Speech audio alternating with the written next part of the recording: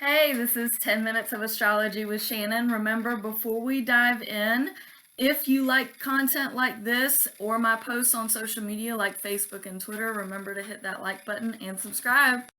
You can also check out my website, shannonbag.wixsite.com/mbrs, for my customized readings just for you, personalized. You can check out my custom products where I make 4-leaf clover bookmarks just for you and money art, as well as my shop where I already have money art displayed, my recycled rugs, and other cool items. So let's get started into this video. All right, today we're going to be talking about the new moon happening on December 23rd of 2022 at 10:16 Universal Time. Pay no attention to the houses. It doesn't even look like they're on this chart, but we're strictly going to be talking about the new moon. Let's get right into it. We have, now I know you can't really follow my mouse, but we have the sun and the moon here at 1 degree of Capricorn. So 1 degree is just learning. It's just stepping out. It's brand new. So with it being in Capricorn, you may have a new business idea. You may have new social connections of some sort. Now, this is what I really want to talk about is the Jupiter at 0 degrees. So this is in Aries. This is a very difficult place to be in for Jupiter. Jupiter is big expansion. Aries is the first sign of the zodiac, so it's the child.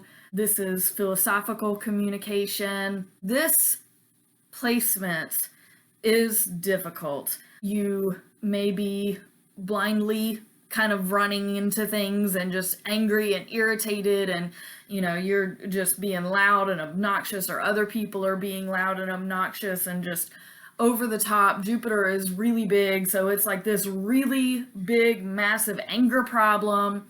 This is square to the new moon and the sun. So this is a hard aspect. Squares are the most frustrating, the biggest problems. So all of this newness may cause bigger problems than you're anticipating. With the new is new big problems. So this venture that you're going into, you may run into issues early on that are just difficult. The other things that I want to talk about, so we have Mars in retrograde in Gemini at 10 degrees. This is sextile with Chiron at 11 degrees. It's a 1 degree off sextile, but it's still something that I want to address. Mars is very active, action-oriented. Chiron in the old mythology is the wounded healer. It's the person that can fix all things but can't fix themselves. So with this sextile, what are you able to fix? What actions are you able to fix and bring forward that are going to be beneficial to you? So one of those things is yourself. So Chiron in Aries is fixing yourself. It's introspection. Mars in Gemini is action of the mind. So it's brainstorming, it's trying to figure things out. So this is a positive thing for brainstorming within yourself and brainstorming introspectively. One of the other things that I want to address is the Venus-Uranus trine that we have going on here. This is another really positive placement. This is not an exact trine. Again, it's a degree off. However, Uranus is the innovation planet and Venus is the relational planet. Venus being in Capricorn is the relationship to your social life and your social status, and Uranus and Taurus is the innovation in the home or the destruction of the home, because Uranus is lightning storms and it can also mean destruction. In this trine though, I don't see that. I see that as innovation in the home with respect to your social status and social relationships. Those are very positive things. The other thing I want to touch on is a semi-sextile between Saturn and Mercury. Saturn is in Aquarius at 21 degrees. Mercury is in Capricorn at 21 degrees. So this semi-sextile means that if you're more a Mercury person in this regard, you need to learn from somebody who's more of a Saturn person. A Saturn person would need to teach a Mercury person. What does all of that really translate to? Well, Mercury and Capricorn is, this fast-paced communication in the social status, the social realm, society as a whole. Not quite like Aquarius. Aquarius is like the universe, right? It's, as big as you can go, as much as you can do. So with Saturn being in Aquarius, so Saturn is Father Time, wisdom, in the sign of Aquarius, which is bubbly and random.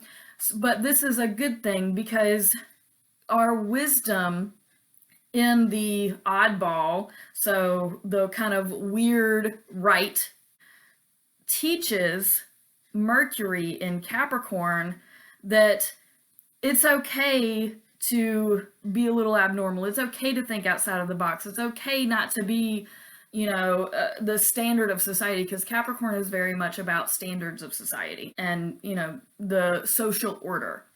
Whereas Mercury doesn't necessarily like being in Capricorn. Its home placement is Gemini. So it's unsure. So it's definitely going to take note that it's okay to be yourself. It's okay to be part of this society and to learn and grow into where you can communicate those things better about yourself and who you are. And Saturn in Aquarius basically says, get out of the bubble. It's okay to get out of the bubble. You're still right. So with all of this said, let's also include Neptune here at 22 degrees. So that would be sextile Mercury and semi-sextile Aquarius. So Neptune, sextile Mercury. Neptune is in the ethereal. It's in its home placement of Pisces. It's in the ethereal, spiritual, just beautiful placement that basically aligns with Mercury in this way to say, it's okay, let go, let God. And Neptune, semi-sextile Saturn, again, it's a learning teaching moment. So Saturn in this placement needs to learn that if God is telling you, or the Great Spirit, or whatever you want to call it, is telling you to move forward or to hold back, then that's what you need to do. You need to take that information from Spirit and apply it. And Neptune in this case is not always the best at like focus training or teaching. So it's going to kind of be a lead by example moment. So if there's a place that you can lead by example, a lot of our leaders are struggling right now to be proficient leaders, partially due to this. So they can't necessarily teach like, look, here, this is it. Simply leading by example is going to be the best course of action during this time. This is also right before Christmas. So I do want to discuss the Lilith placement in Cancer. Still a hard opposition to Pluto in Capricorn. It's lessening, but it's still very prominent. The Lilith in Cancer is about these dark kind of seated things with mother and females in your life. Opposition to Pluto and Capricorn, which are these dark-seated things in society, are kind of the pull back and forth as far as what is right and reasonable in society, in the family, keeping secrets. And with this new moon, secrets aren't necessarily going to be coming to light. They may just kind of be left better under the rug. It's not quite time to pull out, issues and big problems, because there's kind of enough problems going on. If you found this helpful, you can support me. My Cash App is #ShayKMB. My PayPal is shannonbag@gmail.com. And I'm also on Patreon, shannonbagmbr. Thank you so much for watching. If you got to the end, I hope this was helpful, and have a beautiful day.